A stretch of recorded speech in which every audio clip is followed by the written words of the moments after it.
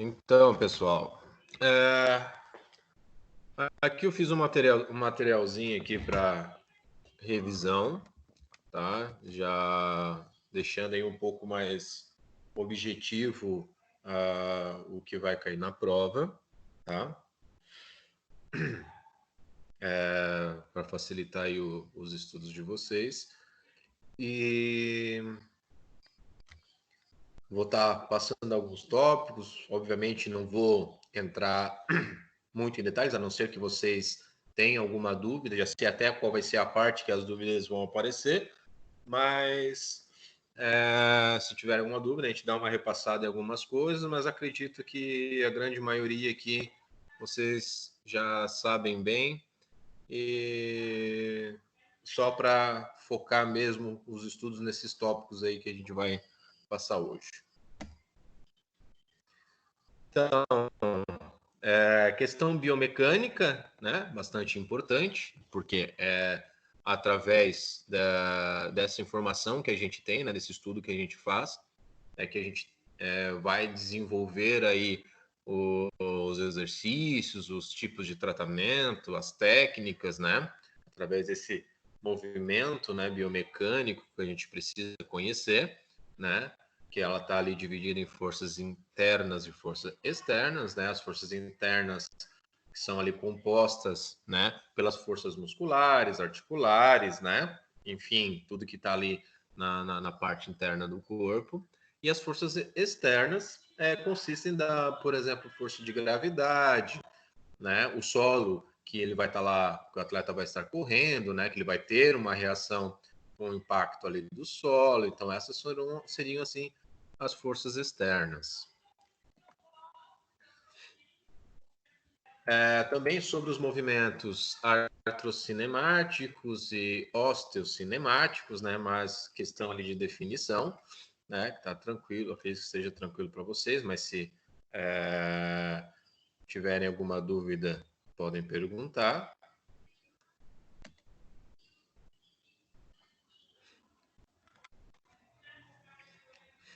Aqui a gente fala mais no final, né, do material, mas é importante salientar também que um dos parâmetros, uma das atividades que a gente faz com o atleta são os gestos esportivos, né, ou desportivos, né? Até porque os movimentos biomecânicos que o atleta vai estar realizando, então é interessante a gente utilizar isso, né? Não somente na prevenção, como também na reabilitação, né? Fase final de reabilitação do atleta.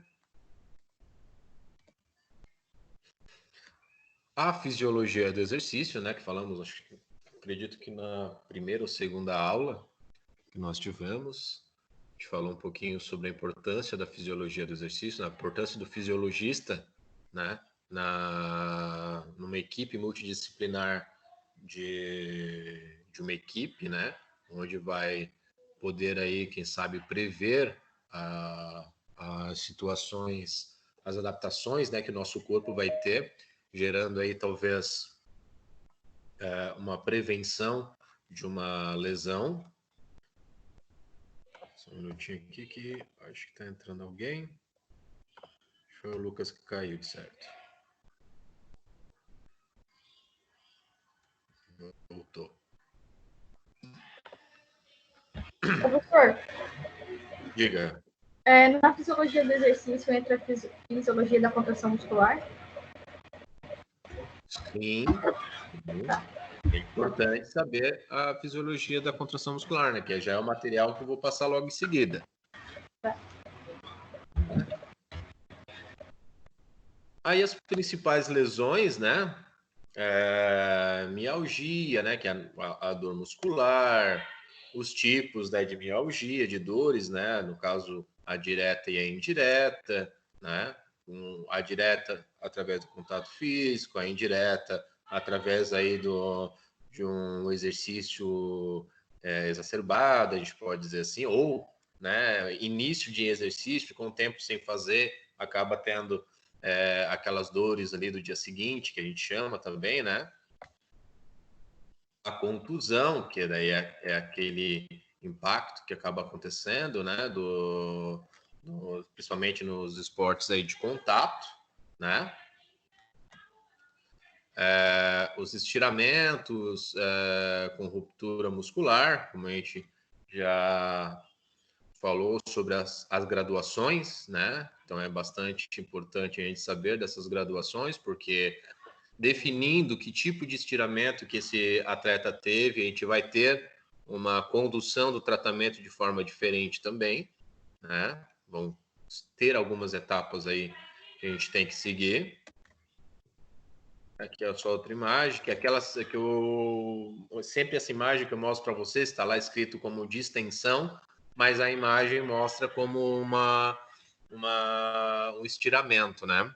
Aí eu sempre explico qual a diferença entre o estiramento e a distensão. O estiramento é quando acontece nas fibras musculares, né? Como está mostrando ali. E a distensão é quando acontece ou na junção entre a musculatura e o tendão ou no tendão. Então, essa é a diferença entre distensão e estiramento. Quando a gente for falar, o atleta teve uma distensão, aí você sabe que que a distensão foi no tendão, né? A lesão foi no tendão, ou na junção entre tendão e músculo. E se for um estiramento, você já sabe que foi na musculatura. Aí os sinais e sintomas do estiramento, também vocês já devem saber, mas se tiverem alguma dúvida, a gente pode repassar. Espasmos musculares, né? Também não tem muito segredo. A cãibra, né? Aquela contração involuntária. Acredito que todos vocês já tiveram a experiência, então sabem como é que isso acontece. Com relação ao tratamento fisioterapêutico de lesões, aí temos aí várias formas, né, de fazer o tratamento de um atleta, né, como a gente pode citar algumas aí, a termoterapia, que seria o tratamento através da temperatura, né, seja ela calor ou frio, né, como citamos ali a crioterapia. Tem também as compressas quentes, né, que são calores superficiais, também os de calor profundo, né, como a gente pode citar ondas curtas, micro-ondas e o ultrassom.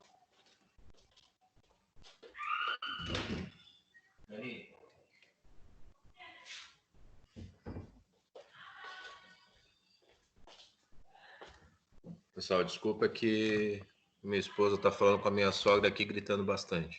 Se sair o som aqui, ignore, por favor. Estou em casa, né? Então pode acontecer. Tranquilo. Calor profundo, eu estava falando, né?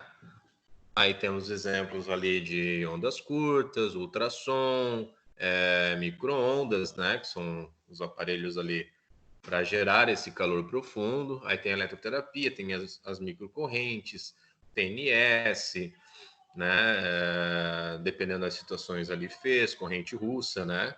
Também. Aí tem laser, que auxilia bastante e é bastante utilizado, principalmente na questão anti-inflamatória e também na cicatrização ali pós-lesão, né? Também a gente gosta de utilizar bastante. Ultrassom ali eu já falei. A iontoforese, né? Para quem lembra aí da parte de eletro, né? A introdução ali de fármacos, né? Através da corrente galvânica, né? Bastante utilizado também. Também temos a fonoforese, né? Que é a introdução também desses medicamentos, só que daí através do ultrassom. Corrente russa para auxiliar no fortalecimento, né, da musculatura do atleta, né, e exatamente como eu falei, né, auxiliar, né, não é interessante a gente utilizar somente a corrente russa, né, sempre utilizando o aparelho junto com contração muscular. Aí a cinesioterapia, né, que é através ali dos movimentos, né? A gente sabe ali dos movimentos dos exercícios, né, isométricos, isotônicos e isocinéticos, né? Alguma dúvida sobre esses tipos de exercícios?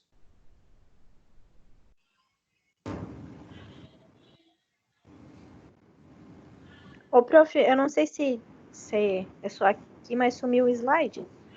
Sumiu o slide, achei que é da minha internet. Sumiu para todo mundo, eu coloco aqui de novo. Sumiu pra todo mundo, eu acho. Sumiu pra mim também. Pra mim também. Tá. Deixa eu ver aqui.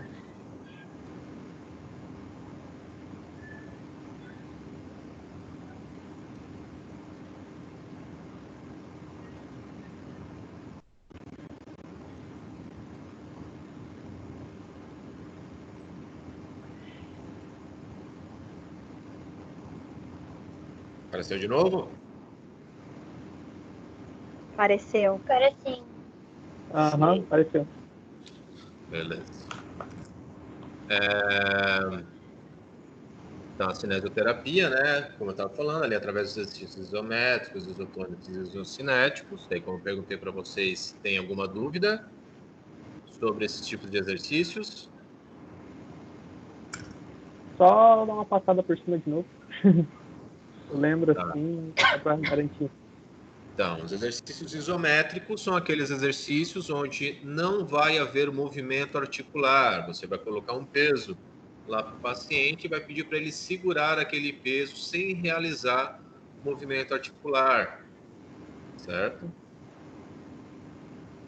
O isotônico, o isotônico ele é dividido, né, em duas formas de contração, né? A contração concêntrica e excêntrica.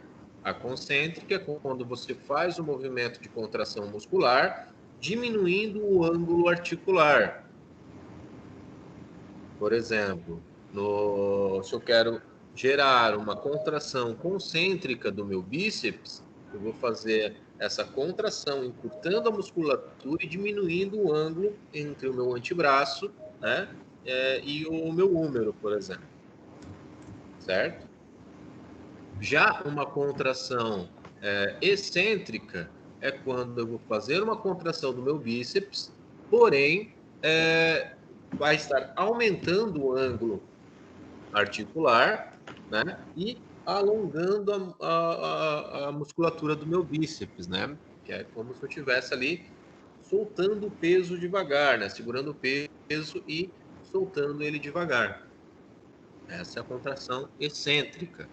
E a isocinética, né, é onde a gente vai utilizar aí, talvez em algumas clínicas tem, né, aqueles exercícios onde você vai, no momento, contrair a musculatura, por exemplo, do quadríceps e depois, logo em seguida, contraindo a musculatura dos isquiotibiais, que seria o seu antagonista. Isso várias vezes, né, alternando essas musculaturas. Beleza? Beleza. Dúvida? Não. Obrigado. Na isocinética, ela sempre vai fazer primeiro a contração do agonista e depois do antagonista? É porque, assim, ó, é complicado a gente falar que vai ser do agonista e depois do antagonista, porque a partir do momento que eu paro de contrair meu bíceps, por exemplo, para contrair o meu tríceps, é o tríceps que se torna agonista. Não sei se você me entende. Não, entendi. Entendeu? É porque, na realidade, vai ser essa alternância entre agonistas e antagonistas. Né? Por exemplo, bíceps e tríceps, eles são antagonistas um do outro. Daí é a mesma musculatura, né? Exatamente, só que daí você vai trabalhar, né, a mesma articulação, né, só porque a musculatura, num primeiro momento, por exemplo, o bíceps, e num outro momento, o tríceps, né, mas tudo isso no mesmo exercício. Só que daí precisa de um aparelho específico, né, ou um tipo de exercício específico para que você consiga realizar esses dois movimentos já numa certa dinâmica, né?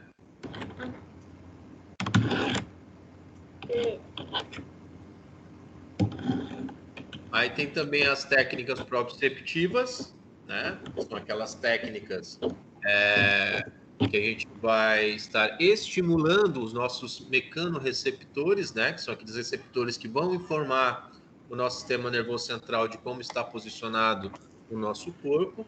E a melhor forma da gente conseguir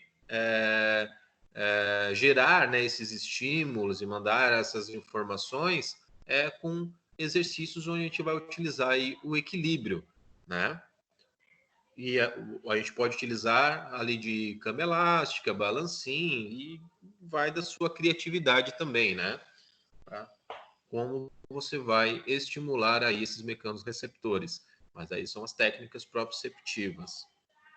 Tranquilo? Tranquilo. Deixa eu só ver aqui que tem gente entrando. Um monte de gente entrando aí.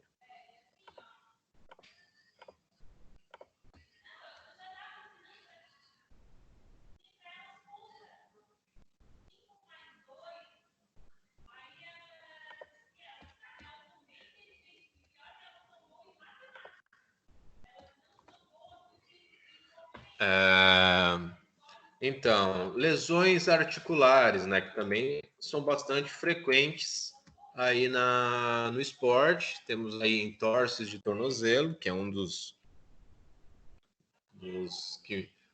que mais acontecem, né? Que, como a gente sabe, ele pode acontecer em inversão ou eversão. A mais comum, até pela biomecânica do tornozelo, é em inversão, que é o exemplo que a gente está vendo aí da fotinho, né? Onde já tem ali um hematoma ali importante e edema. Aí tem os graus, né, da entorse, né, dizendo quais são os sinais e sintomas, né, de cada grau. Importante dar uma olhadinha nisso. Luxação, acho que está todo mundo também já familiarizado com o que é, né?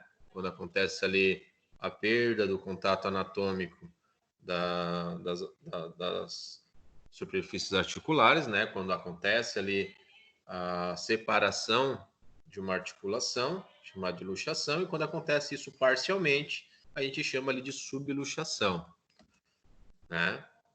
E as fraturas também, né? As formas de fratura, né? Conforme o local, aí tem alguns nomes, né? Partes epifisárias, que são as partes distais e proximais, né? Podemos dizer assim, da, da estrutura óssea. Aí a metafisária, que é um pouquinho abaixo ali das epífises, né? E a diafisária, que já é mais no meio ali do osso, né?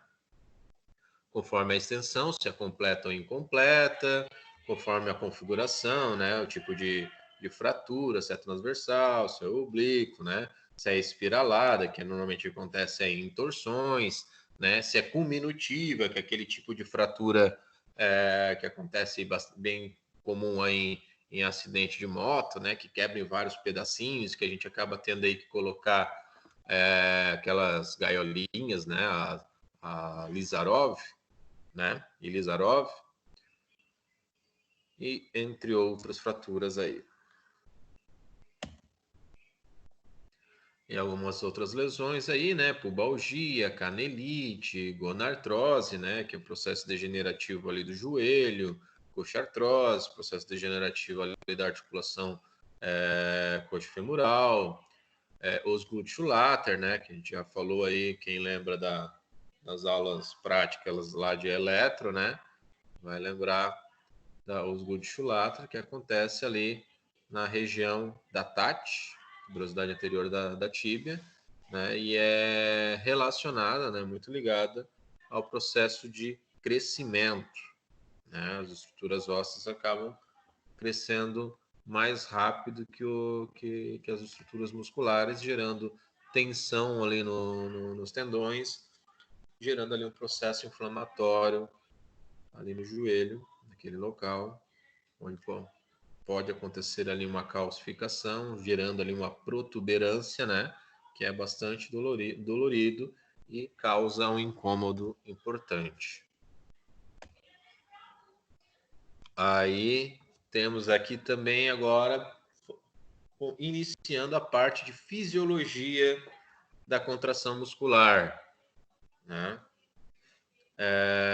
No caso, temos aí 3 tipos de tecido muscular, né? O músculo esquelético, o músculo cardíaco, o músculo liso, né? Onde a gente vai estar falando mais ali sobre o músculo esquelético, que é um músculo que nós vamos estar mais trabalhando, embora vamos cuidar também dessa parte cardiorrespiratória, né? Do músculo cardíaco, mas sem dúvida o nosso maior foco vai ser no músculo esquelético.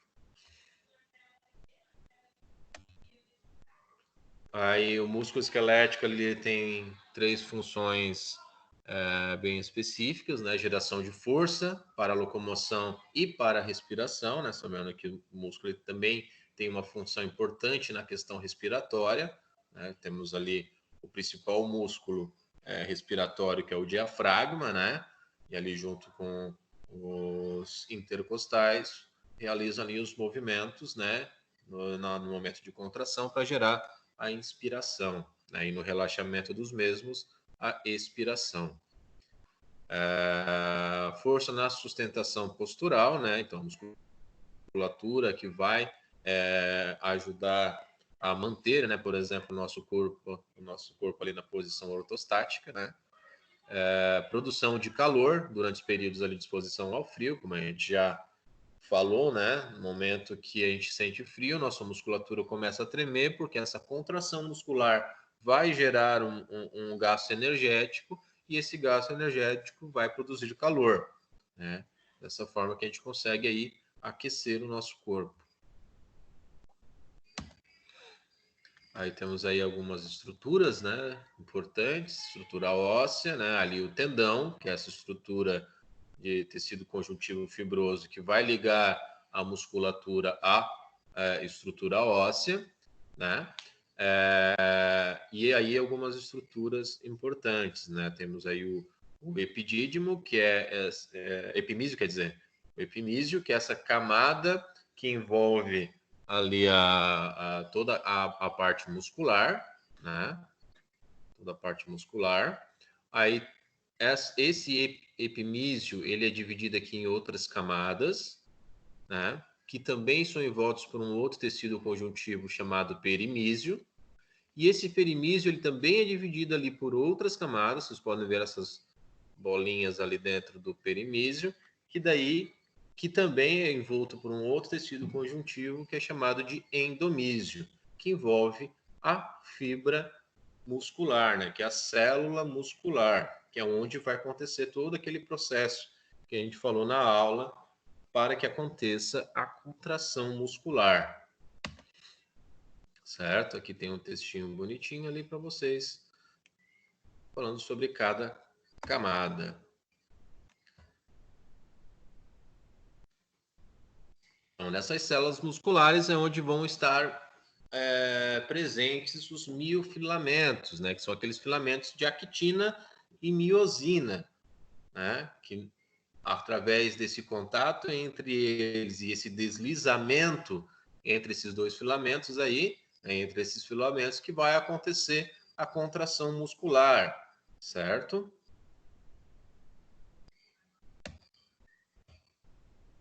Sim. Aí aqui a actina, né?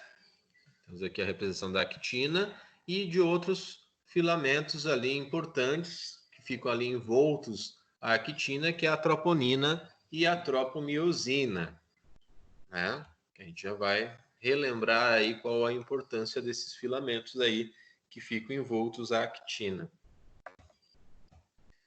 E a miosina, né, que é esses cordãozinhos aí que tem aquela cabecinha ali no final, né, que é um outro filamento importante, que é ele que vai puxar a actina ali para gerar a contração muscular, né? Mais ou menos mostrando como é que ficam as disposições dessas estruturas, né? Antes de acontecer ali um encontro da miosina com a actina. Isso, mais uma imagem delas. E aqui o resuminho, né? Aqui a gente tem o resuminho da teoria do deslizamento. Como é que acontece esse deslizamento de actina e miosina, né? Uma ação importante nesse contexto é o influxo de cálcio. Qual a importância de cálcio aí nesse processo de deslizamento de actina e miosina? Vocês lembram?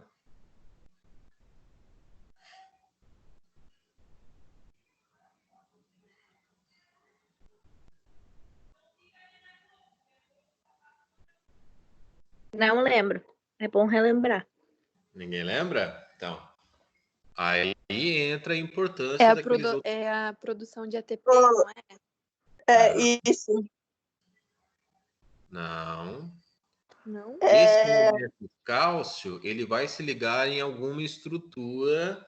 É a formação de bomba de sal de potássio para produção de ATP? Não.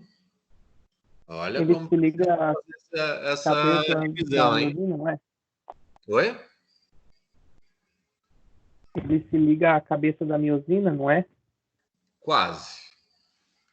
Na verdade, o cálcio ele vai se ligar lá na troponina ali da actina. Vai se ligar lá na troponina. Deixa eu botar na imagem aqui. Tá vendo ali a troponina, aquela bolinha azul? Estão vendo aí? Vocês conseguem ver o mouse ali, ó. Estão vendo? Sim. Então, A o troponina. Sim. Professor, o meu saiu os slides. saiu de novo? Saiu. Eu tô vendo. Eu tô Eu vendo tô também. Eu também tô vendo. Acho que a A minha internet. troponina fica na miosina, certo? Então, deve ser só o teu, deve ser algum problema na tua internet. Que aqui para mim aqui tá aparecendo que eu continuo compartilhando. Então, mas aí o cálcio ele vai se ligar ali na troponina. No momento que ele Tá, se liga na mas- troponina, oi. A troponina e a tropomiosina são partes da actina. Isso, eles vão estar enroladinhas ali na actina, porque elas vão ter uma função importante, porque elas estão ali cobrindo a actina. No momento que o cálcio se liga na troponina, é aí que a troponina e a tropomiosina vão liberar o sítio ativo da actina. O que isso quer dizer? Eles vão deixar a actina exposta para que ela possa se ligar com a cabeça da miosina. Entenderam? Uhum. Lembra que eu falei que a actina ela tem uma atração química muito forte com a miosina e que no momento que ela fica exposta, essas duas estruturas vão se ligar? Então, essa é a importância, a primeira importância do cálcio, né? O cálcio ele vai entrar, vai se ligar lá na troponina e no momento que ela se liga na troponina, tanto a troponina quanto a tropomiosina vão liberar o sítio ativo da actina. Mas, o professor, esse cálcio, ele é como se fosse uma energia para a troponina e a tropomiosina?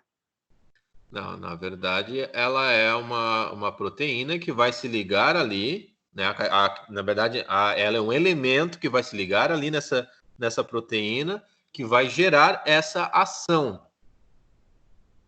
devido a esse ligamento dela.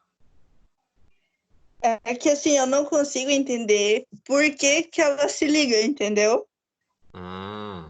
É porque ela digamos que é um receptor desse elemento. É tipo a porca e o parafuso. Exatamente, né? Como tem os receptores de neurotransmissores, então tem aqueles receptores que estão ali para receber esse tipo de elemento, e a troponina ela está ali para receber o cálcio. Sim, e aí, sem ela, a actina não funciona. Sem ela, a troponina e a tropomiosina não vão liberar o sítio ativo de actina e não vai ter ligação e não vai ter contração muscular. Então, por isso que às vezes quando a gente fala sobre aquele indivíduo precisa fazer uma reposição de cálcio, não é somente a reposição de cálcio para, por exemplo, ter que fortalecer a estrutura óssea, porque a gente acha que o cálcio está somente diretamente ligado à estrutura óssea, né? Mas não, a gente precisa desse elemento cálcio também para a contração muscular. Então, se a gente tem uma quantidade reduzida desse elemento cálcio, vai haver também fraqueza muscular, porque a nossa musculatura não vai conseguir recrutar uma quantidade significativa de fibras musculares e, por consequência disso, vai haver também fraqueza muscular. Então, esse pode ser um dos problemas da fraqueza muscular, falta de cálcio. Sim. Então, é o seguinte, eu tenho um pensamento para colocar a importância do cálcio nessa ação, assim, da troponina e tropomiosina para se ligar à miosina, né? Isso. Eu estou pensando assim, para simplificar para mim. Tem a tomada, tem o T e tem o receptor da tomada, né? Então, o T seria o cálcio. A tomada e o receptor seria qualquer um, né? Sem o T, que é o cálcio, não funcionaria os dois não funcionariam juntos, tipo, não daria de ligar.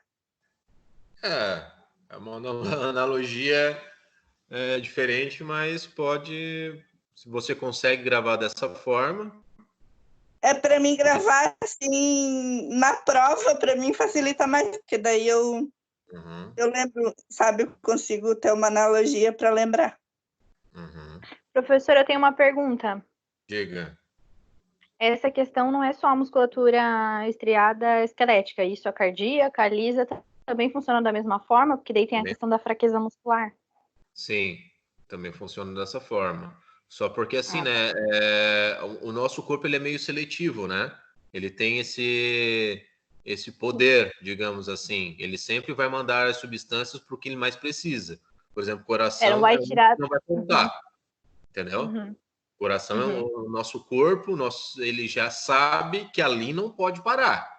Então, ali é um local que não vai faltar, não vai deixar de bater por falta de cálcio. Então, vai faltar primeiro na musculatura esquelética. Entendeu? É que nem suporte sanguíneo, né? Que nem suporte sanguíneo. Você comeu, normalmente, e vai sentar. Normalmente, o que acontece? Esse sangue ele vai estar mais depositado na área digestiva, certo? Só que no momento que você precisa da musculatura, por exemplo, vai estar acontecendo algum problema e você precisa sair correndo, onde o teu sistema simpático vai estar ativado. Sem dúvida, o que vai acontecer? Esse sangue vai ter que ir para a musculatura para que você tenha uma contração muscular efetiva para que você consiga fugir ali daquele local. Esse tipo de situação acontece de forma automática. Então, nosso corpo ele vai agir de forma automática para defender o sistema. Entendeu? Entendi, obrigada. Nada.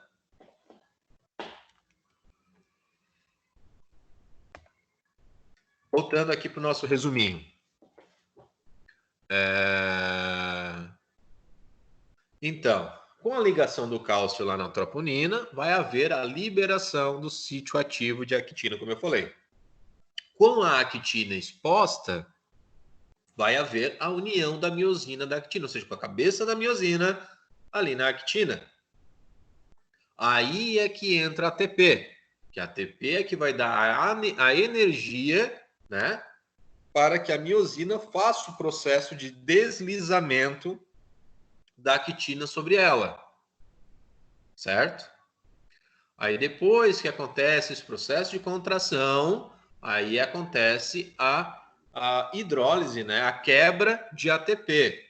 que daí já é um processo inverso, que daí é um processo de relaxamento, né? E quando acontece essa quebra de ATP, aí o cálcio que estava lá na troponina, ela sai e volta para onde ela estava a princípio, que é lá no retículo sarcoplasmático,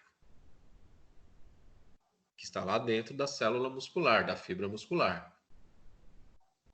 Tranquilo? Sim. Portanto, o cálcio ele vem, se liga na troponina no momento da contração e no momento do relaxamento ela sai da troponina e volta para o retículo sarcoplasmático. Então é esse o processo aí, é essa a importância do cálcio no momento de uma contração muscular.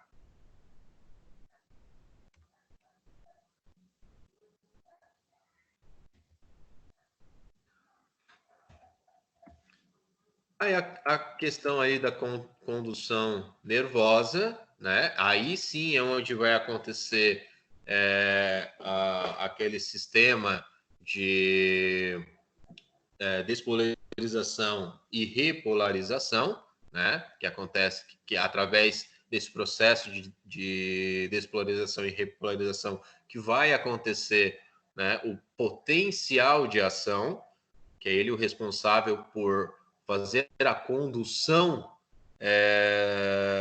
elétrica, né? A condução dessa informação através do axônio deste neurônio até chegar lá ao seu terminal sináptico, né? E aqui na imagem a gente está vendo aqui um neurônio mielinizado, ou seja, ele contém bainhas de mielina que são importantes tanto para defesa, né, desse axônio, né? Eles ajudam no trabalho ali também como se fosse ali uma fita isolante ali naquele fiozinho, né, que é o axônio, como também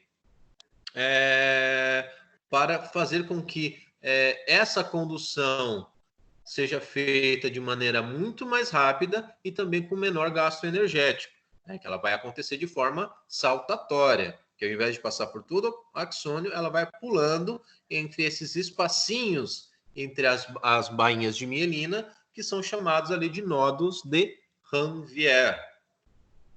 Tranquilo? Sim. Aí aqui temos o desenho, né, daquele potencial de ação, né? Aí, como a gente falou, né, quando gera aquele estímulo, né, aquele estímulo nervoso que chega até o axônio, vão abrir ali canais de sódio. E o sódio, como a gente já falou, ele tem íons positivo, né? Então, se ele tem íons positivo, no momento que ele vai entrar, né, adentrar ali no axônio, lá dentro do axônio ele começa a ficar mais positivo. Então, no momento de repouso, ele está ali em mais ou menos menos 70 volts, né?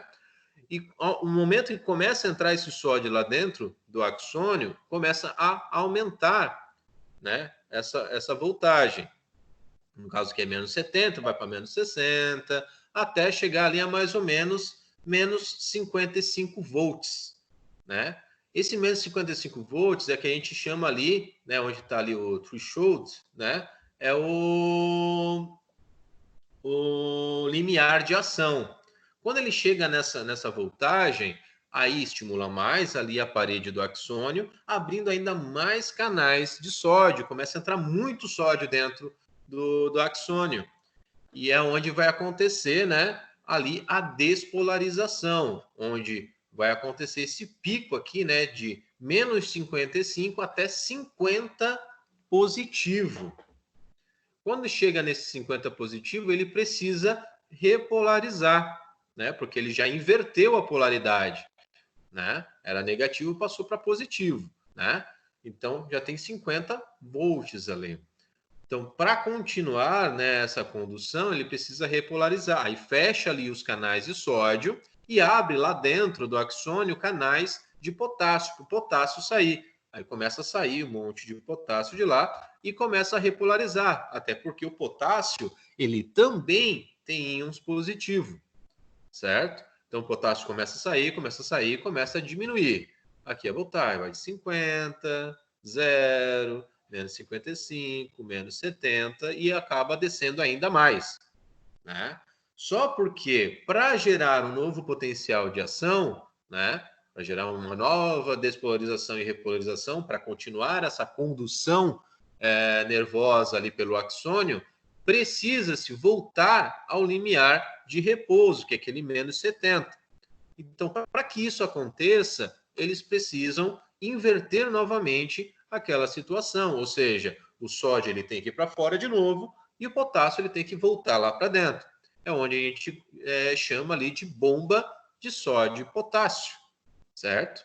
Que vai inverter esses elementos, voltando aí a voltagem de menos 70 volts, que depois vai acontecer um novo potencial de ação, e isso vai acontecer por todo o caminho ali do axônio até chegar no seu terminal sináptico, para que essa informação seja enviada, seja para um outro neurônio, seja para uma glândula, para uma víscera, ou, como é no nosso estudo aqui, para uma fibra muscular, né? Para a musculatura. Tranquilo?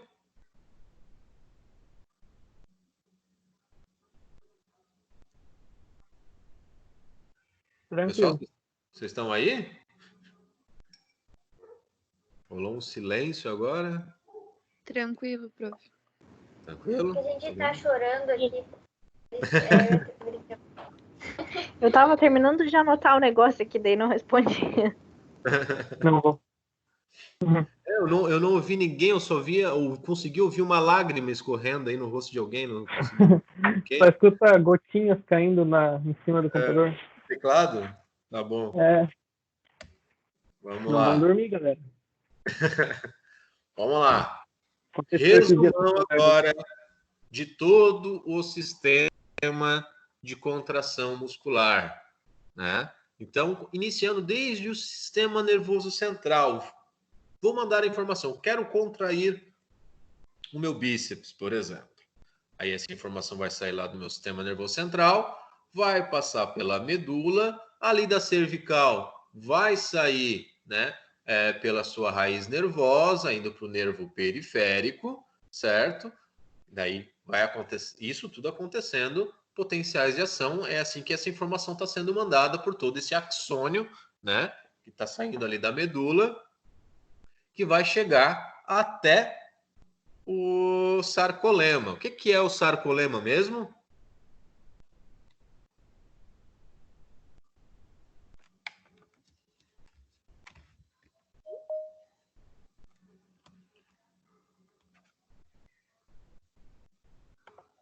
E aí, pessoal, o que é o sarcolema mesmo?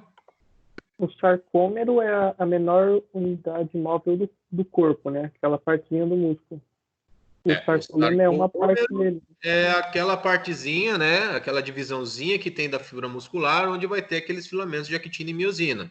Então, a fibra muscular, ela vai ser dividida em vários sarcômeros e os sarcômeros em vários filamentos de actina e miosina. Uhum. O sarcolema, o que é mesmo?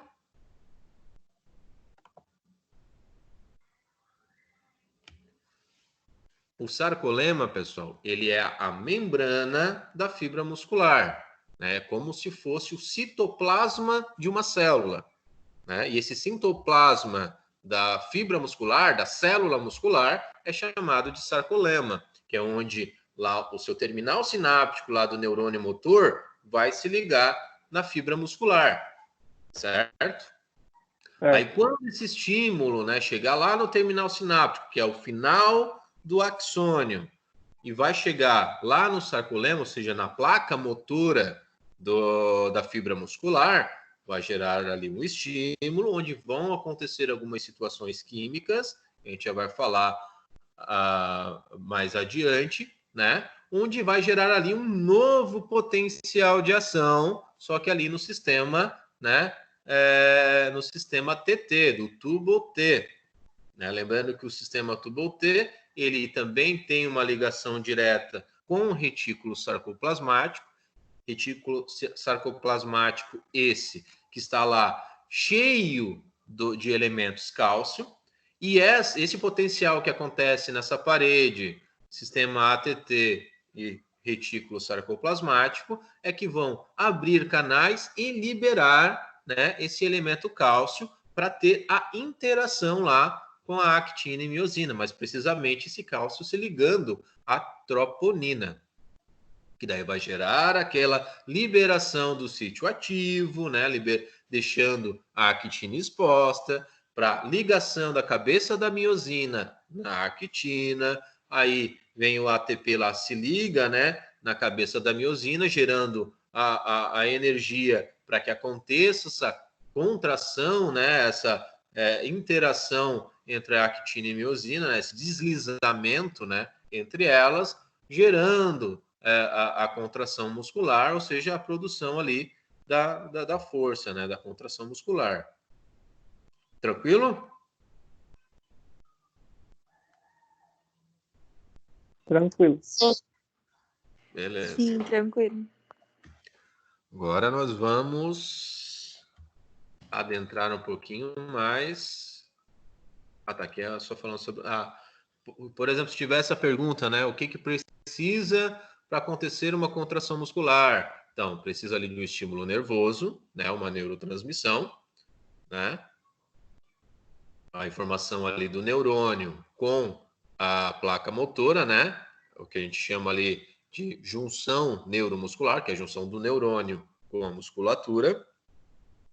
Aí também a interação de actina e miosina, né? E a formação de energia, né? Que daí é o metabolismo ali de ATP, que também é bastante importante para que aconteça o deslizamento. Precisa ter essa energia para acontecer o deslizamento ali entre actina e miosina.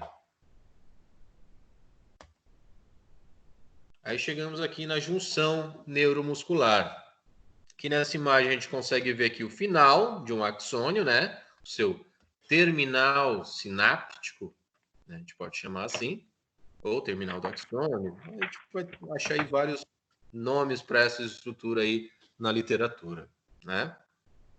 E embaixo a placa motora, né? O local de contato do axônio com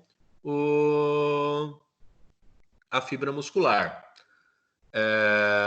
Portanto, aquele potencial de ação que estava acontecendo lá em todo o axônio, gerando, né, essa condução nervosa até esse final, até esse terminal sináptico, então ele vai estimular essa parede, né, pré-sináptica, essa parede aqui final do axônio, né, fazendo com que essas vesículas, né, que essas bolinhas verdes aqui, que estão cheias de outras bolinhas verdes dentro, né, atraindo elas até essa parede, né?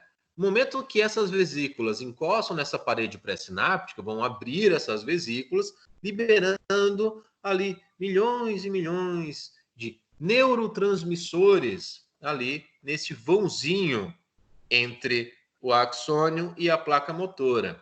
Esse vãozinho que é chamado de fenda sináptica, né? Então, os neurotransmissores vão estar aqui nesta fenda sináptica e, como a gente fala, sempre tem os seus receptores, né? E ali na placa motora não vai ser diferente. Ela vai ter ali vários receptores, né, desse neurotransmissor que a gente vai chamar ali de acetilcolina, né? Que é esse neurotransmissor. Vamos para outra imagem para ficar mais fácil da gente ver, que vai ter uma imagem ampliada, né? Onde a gente vê essa bolinha roxa aqui, é um receptor, né? Aqui é um portãozinho, né? E ali o verdinho ali é um receptor da acetilcolina. Então, no momento que essa acetilcolina ela se liga a esse receptor, esse portãozinho aqui ele vai se abrir. Para que ele vai se abrir? Para esse elemento alaranjadinho ou amarelo, não sei, estou meio daltônico, que é o elemento sódio, ele vai entrar aqui nessa estrutura, né?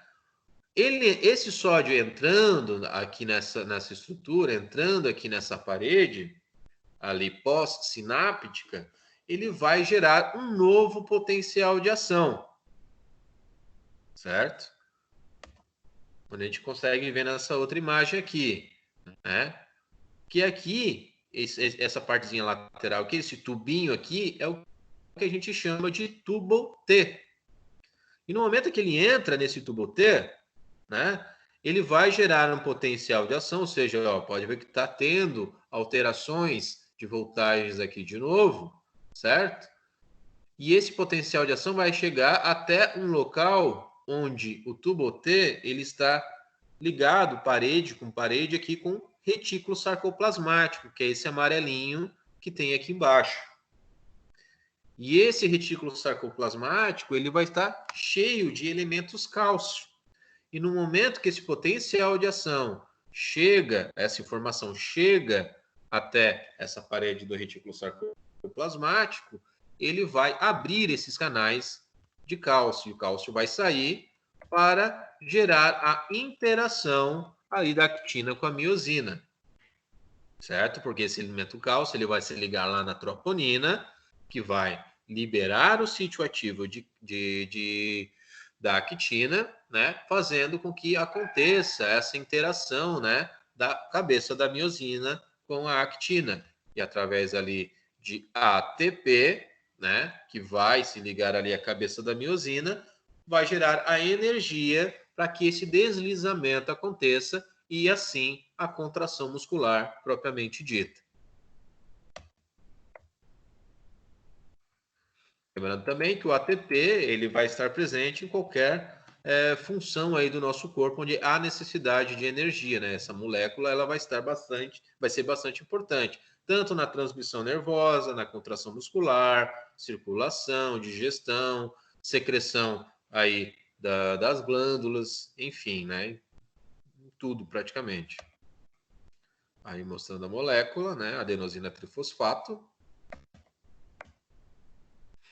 Aqui mais uma imagenzinha, né? Uma imagem diferente, onde o tubo T agora ele está representado aqui em azul e esse amarelo é o retículo sarcoplasmático. Então, no momento que acontece ali o action potential, né? O potencial de ação, ele vai estimular ali o retículo sarcoplasmático, liberando as bolinhas ali, ó.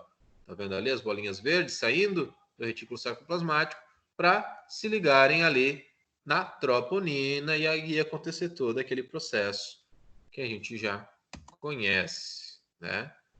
Aí o processo de contração muscular. Só mais outra imagem mostrando a mesma coisa. Aí aqui, importante também, como a gente tinha falado ali dos mecanorreceptores, né? Os receptores musculares, por exemplo.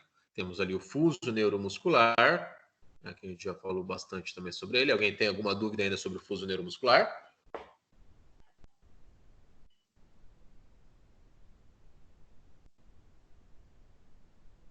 Pessoal?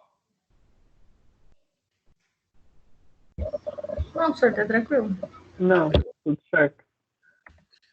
E também o OTG, né? O órgão tendinoso de Golgi, que está lá no tendãozinho, né? Que também vai ter a sua importância aí proprioceptiva, né? Aí tem umas partes aí mais tranquilas, eu acho, por isso que eu falei, eu quis repassar essa parte da fisiologia da contração muscular, que acredito que deve ser a partezinha aí mais difícil, né? O resto aqui é mais tranquilo, né? Aí só vou dar os tópicos aí para vocês. Com relação aqui ao treinamento esportivo, né? Darem aí uma atençãozinha aí para esses 3 sisteminhas aí: reação de alarme, fase de resistência e a fase de esgotamento, né? São fases aí importantes para a gente saber e entender em que momento que a gente deve dar uma relaxada aí no atleta, né? Para não acontecer aí um overtraining, por exemplo, né? E acabar gerando uma lesão por estresse, né? Aí as formas de tratamento que a gente falou também na aula, né? Os microciclos, os mesociclos e os macrociclos, que é praticamente uma forma de planejamento de treinamento, né? Você tem um planejamento a curto, a médio e a longo prazo, basicamente, né? Que são a representação, né? Do que eu acabei de falar. A fisioterapia preventiva também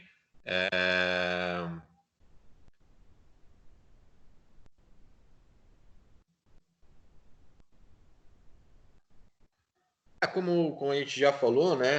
A fisioterapia preventiva é exatamente para a gente evitar as lesões aí com os atletas, né? Mais importante, sempre falo essa frase, né? Mais importante do que recuperar o atleta o mais rápido possível para que ele possa voltar à atuação é a gente evitar que ele tenha lesões, né? Que ele esteja sempre em ação. Aí temos aí a questão da cinesioterapia, que a gente já falou, né? Mais lá atrás, mas só reforçando, né? Os alongamentos, lembra que a gente falou bastante sobre os alongamentos, que são bastante polêmicos, né? Aí nessa área, onde a gente fala, onde a gente sempre soube, né? Que sempre teve essa informação que o alongamento é primordial antes de exercício, depois de exercício, mas a gente já viu que tem peraí, não é bem assim, existem algumas circunstâncias que é interessante, em outras circunstâncias que não, então é interessante vocês darem uma olhadinha nisso aí, darem uma relembrada, né, para não entrar aí em enganos, né. Os tipos de alongamento, né, isso aí eu acho que está bem tranquilo, a gente chegou a fazer um trabalhinho sobre isso aí, que ficou bem legal. Com relação aos aspectos legais e éticos aí, né? Aí algumas questões de legislação, né? Também é interessante dar uma olhadinha, né? Sobre as leis desportivas, né? Que são bastante importantes, são utilizadas até hoje, né? O de desporto educacional, desporto de participação e o desporto de rendimento. Falamos bastante sobre isso, né? As associações, é importante também saberem, né, com relação ao COFITO, né, que é o Conselho Federal de Fisioterapia, o CREFITO, que é o regional, né, e o SONAF, né, que é a Sociedade Nacional de Fisioterapia Esportiva, né? Aí algumas funções aí do SONAF, então é interessantíssimo darem uma olhada especial, darem uma estudada especial aí no SONAF. Com relação à fisiologia do trauma, né? A gente teve uns papos bem interessantes aí, alguns exemplos bem legais, né? Umas discussões bem interessantes com relação à forma de você tratar ali o trauma, os cuidados que a gente tem que ter, né? Falamos da entorse de novo, né? Como a gente acaba citando, a entorse acaba sendo uma das principais lesões aí no esporte, né? Independente se é com o pé ou se é com a mão, devido às mudanças de direção pode acabar acontecendo, até mesmo no vôlei, né? Como a gente até chegou a dar um exemplo aí em alguns exercícios, né? No momento da descida, né? Da aterrissagem ali do atleta, pode acontecer ali torção de tornozelo. A gente falou aí bastante, né? Com relação de novo ali à luxação. E no caso, né, de assistência ao trauma agudo, né? Aí falamos de novo ali do direto e indireto, já tinha falado no início, não sei nem porque eu botei de volta. E a questão, né, que a gente tem que ter essa resposta rápida, né, no momento de uma lesão, porque daí no caso a gente está falando de situações que a gente vai estar do lado ali, né, do campo ou quadra, e a gente vai ter que ter essa tomada de decisão, se o atleta ele vai continuar jogando ou se a gente vai tirar ele, né, para ser substituído, porque não é mais válido já iniciar o tratamento ali do que forçar e acabar piorando a lesão, né? Então a gente vai ter essa decisão para tomar em algumas situações, né? Aí com relação a estruturas e equipamentos, né? Interessantíssimo essa parte aqui, lembrar de quais são os equipamentos que a gente precisa ter necessariamente aí numa malinha, né? Que é chamada de mala do trauma, para a gente trabalhar aí no esporte, né? Para estar preparado para qualquer eventualidade que possa acontecer. E o protocolo PRICE, né, que é o protocolo mais utilizado aí exatamente nessas lesões agudas. Aí falando sobre cada uma delas, que é interessantíssimo a gente estar relembrando.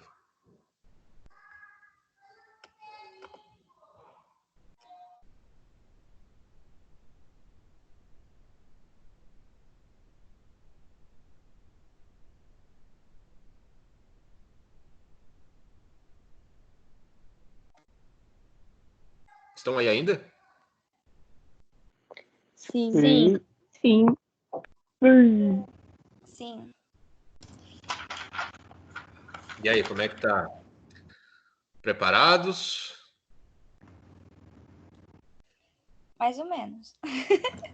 Professor, hoje eu abri o AVA e eu vi que tem um slide lá de revisão. Acho que tá na 3.2, se eu não me engano, 3.3. Uhum. Só que é o mesmo slide da aula anterior, não é esse que você passou hoje? Não? Não, acho que Bom você você ter me confundiu na hora. falado. Bom você ter me falado. Provavelmente na hora de colocar, eu devo ter colocado errado. Aí já. É, foi o mesmo, Ainda porque tá aqui eu já escrito no nome substituo. revisão. Porque era para estar esse material lá. Então, provavelmente na hora de postar, acabou puxando o material anterior. É, O daí se mesmo você de puder antes. trocar lá. Não, já saindo daqui da aula aqui, eu já aproveito que eu já estou aqui com a mão no computador mesmo e já faço substituição rapidinho. Beleza. Beleza? Alguma dúvida, pessoal? Não. Então, Não. assim, pessoal, é exatamente isso que a gente conversou hoje que vai cair na prova. Então, esse resuminho, que eu vou postar lá de novo, né? Que eu vou botar lá no material, no AVA, é o que vai cair na prova. Então, vocês podem tranquilamente estudar aí por esse material. Tá ok? Beleza. Só uma coisa da última aula que eu fiquei em dúvida, que era aquela bandagem triangular, lembra? Sim. Eu dei uma pesquisada, na verdade estou pesquisando agora, e que é bem diferente do que eu estava imaginando. É mais ou menos, tipo, pelo que eu estou vendo aqui, um pano triangular que serve para tipo, muita coisa. Dá para você pôr na cabeça, amarrar no tronco, só um braço, uma perna, tipo, é bem Dá para utilizar em qualquer estrutura, né? versátil. Dá para utilizar em qualquer estrutura, exatamente. Aí também vai da criatividade do fisioterapeuta também, né? Como eu acho que tudo que a gente trabalha, a Vou gente até mandar a consegue. imagem no grupo da sala lá. Hã? Vou até mandar a imagem no grupo da sala lá depois. Isso. Até falei que ia botar a imagem ali para vocês verem, eu acabei esquecendo. Mas daí já. Mas de qualquer forma, eu já vou botar na próxima aula que a gente vai ter. Já vou mostrar aí as fotinhas dos materiais. Professora, eu tenho uma pergunta, me lembrei. Diga. Ali naquele caso da gente tomar a decisão se o atleta sai ou não.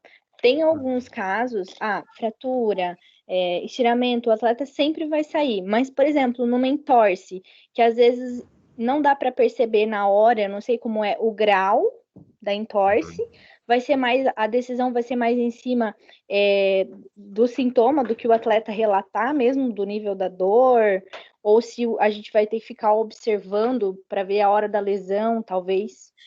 É que assim, ó, tudo depende. Porque no momento da avaliação, do que você vai fazer a avaliação do paciente, ele teve uma entorse, se é algo mais sério, você já vai ver uma certa deformidade ali na estrutura do pé, né? O que pode aparentar de ruptura ou até mesmo fratura, né?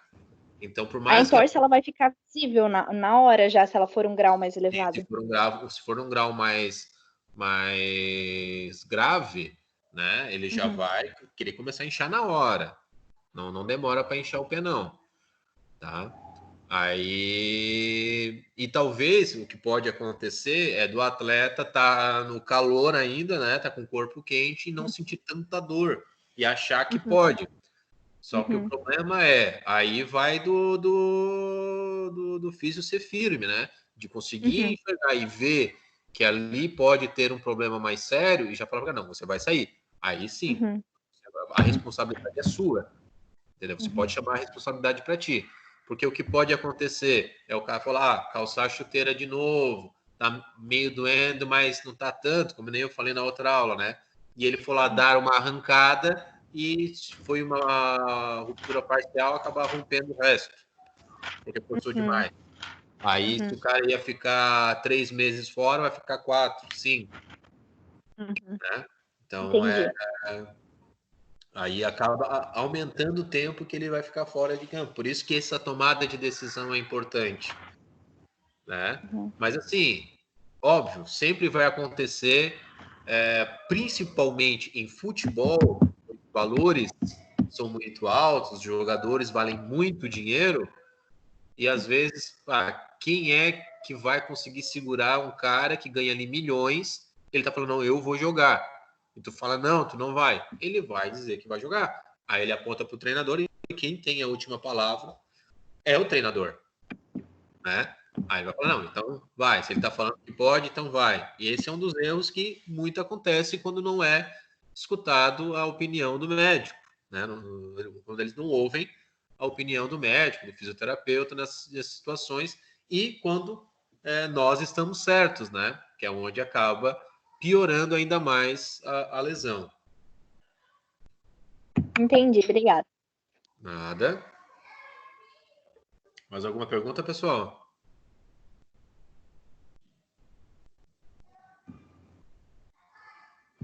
Nenhuma pergunta. Não. Não?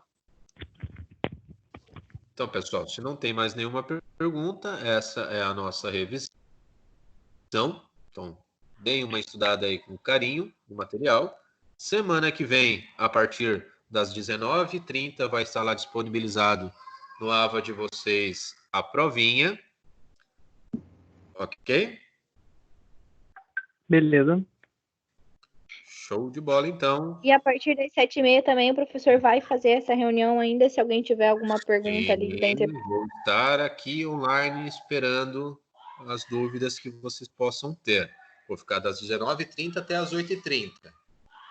E a gente consegue, tipo, simultaneamente Acredito que a prova sim, e tá online aqui? né? Acredito que sim. Entendi. Porque vocês podem entrar até pelo celular no link. Ah, sim, claro. Beleza. Né?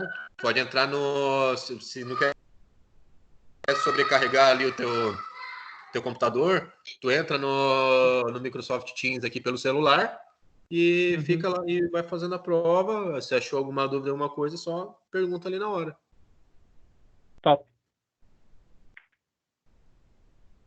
Beleza? Beleza. Beleza. Então, beleza, pessoal. Bom resto de semana aí para vocês. Igualmente. Obrigado pela aula. Professor, igualmente. Tchau, Professor, tchau. tchau, boa noite. Tchau, boa noite. Até semana Tchau. que vem.